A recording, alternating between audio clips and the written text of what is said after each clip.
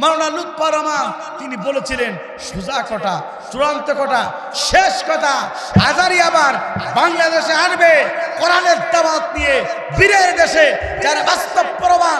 আপনারা গত পরশুদিন আপনারা 27 তারিখে দেখেছে বাংলাদেশের প্রত্যেকটা জেলার মানুষ এই যশোরকে চেনে খেজুরের গুড়ির জন্য বিখ্যাত। কথা বলুন ঠিক না বেঠিক? আমার বন্ধুরা এতদিন শুনেছেন খেজুরি গুড়ির জন্য যশোরে বিখ্যাত, আর কিছুদিন পরে গোটা পৃথিবীর মাঝখানে যশোরকে যে নামে চিনতে যাচ্ছে সেটা হচ্ছে বাংলাদেশের এই যশোরকে বাংলাদেশের ঐতিহ্যবাহী তাফসীর মাহফিলের আয়োজন করার কারণে এই যশোরকে তাফসীর মাহফিলের জনক হিসাবে চিনতেছে এই জেলাকে। চিৎকার করে বলেন আল্লাহু আকবার। এর সার্বিক সহযোগিতা আছেন আত্মা তাকিজ কোম্পানির বড় ছেলে স্যার মহিউদ্দিন স্যার, এবং ওই মাহফিলটাকে সুন্দরভাবে অর্থাৎ সার্বিক সহযোগিতা সার্বিক প্রত্যেকটা সময় মনিটরিং করতেছেন আমার শ্রদ্ধেয় বড় ভাই এই যশোরের কৃষি সন্তান ঠিকানা টিভির সম্মানিত চেয়ারম্যান অর্থাৎ জনাব কবির বিন সামাদ। আমরা দোয়া করি আল্লাহ পাক যেন এই কবির বিন সামাদ ভাইকে ওই মাহফিলের প্রত্যেকটা জায়গায় যেন আল্লাহ পাক তিনি যেন অর্থাৎ সার্বিক সহযোগিতা করতে পারে সেই তৌফিক দান করুক। চিৎকার করে বলেন আল্লাহুম্মা আমিন। আপনাদের জেলার নাম কি?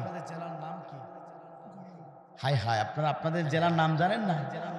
আমার জেলার নাম খুলনা। যে একটু বলেন আপনাদের জেলার নাম কি? আরো জোরে বলেন আপনাদের জেলার নাম কি? বাংলাদেশের প্রত্যেকটা জেলার মানুষ এই যশোরকে চেনে খেজুরের গুড়ির জন্য বিখ্যাত। কথা বলুন ঠিক না বেঠিক? আমার বন্ধুরা এতদিন শুনেছেন খেজুরি গুড়ির জন্য যশোরে বিখ্যাত, আর কিছুদিন পরে গোটা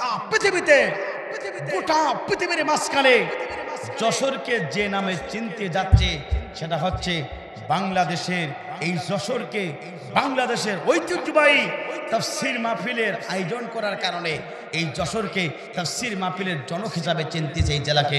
চিৎকার করে বলেন আল্লাহু আকবার। তার বাস্তবতা আপনারা দেখেছেন যশোরকে, যশোরের মানুষ এই যশোরকে অন্যভাবে দেখবে গোটা পৃথিবীর মুসলমান।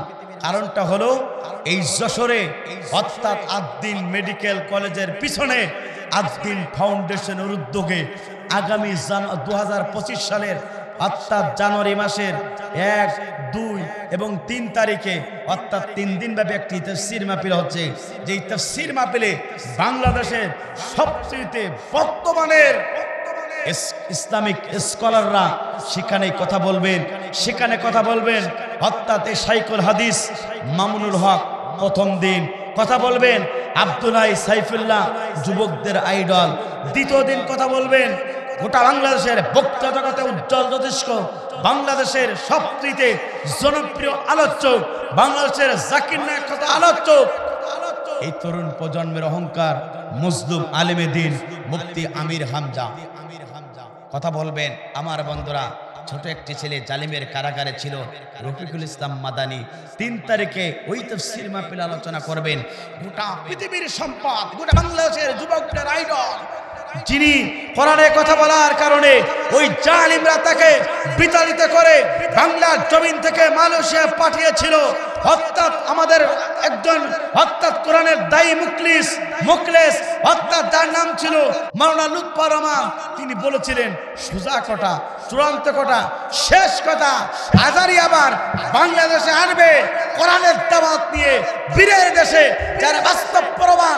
আপনারা গত পরশুদিন আপনারা 27 তারিখে দেখেছে কক্সবাজার জেলায় পেকুয়া থানাতে 15 লক্ষের উপরের মানুষের সম্মুখে এই বাংলাদেশের প্রধানের অহংকার অর্থাৎ ডক্টর মিজানুর রহমান আজহারী ঐক্যবদ্ধ জীবন হিসাবে সাবজেক্ট ভিত্তিক কোরআনের আলোচনা ডক্টর মিজানুর রহমান আজহারী করেছে।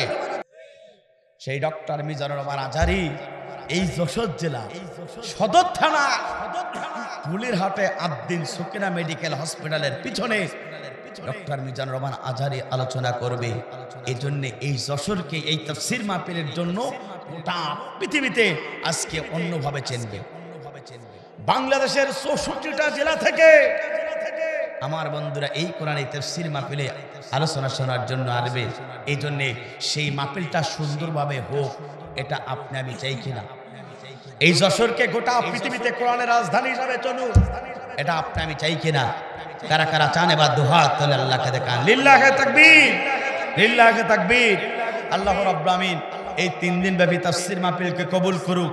এর সার্বিক সহযোগিতা আছেন আত্মা তাকিজ কোম্পানির বড় ছেলে স্যার মহিউদ্দিন স্যার, এবং ওই মাহফিলটাকে সুন্দরভাবে অর্থাৎ সার্বিক সহযোগিতা, সার্বিক প্রত্যেকটা সময় মনিটরিং করতেছেন আমার শ্রদ্ধ বড় ভাই, এই যশোরের কৃষি সন্তান, ঠিকানা টিভির সম্মানিত চেয়ারম্যান অর্থাৎ জনাব কবির বিন সামাদ।